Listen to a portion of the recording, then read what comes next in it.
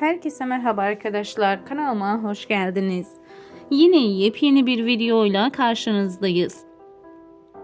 Kan Çiçekleri dizisiyle yıldızı parlayan güzeller güzeli oyuncu Yağmur, Yüksel ve aynı zamanda Kan Çiçekleri yıldızıyla parlayan Barış Baktaş'ın yepyeni kamera arkası görüntüleri geldi. Biz de anında sizlerle paylaşıyoruz. Umarım videomuzu beğenirsiniz. Barış Baktaş ve Yağmur Yüksel'i sevenler videomuzu beğensin. Bakalım kaç kişiyiz.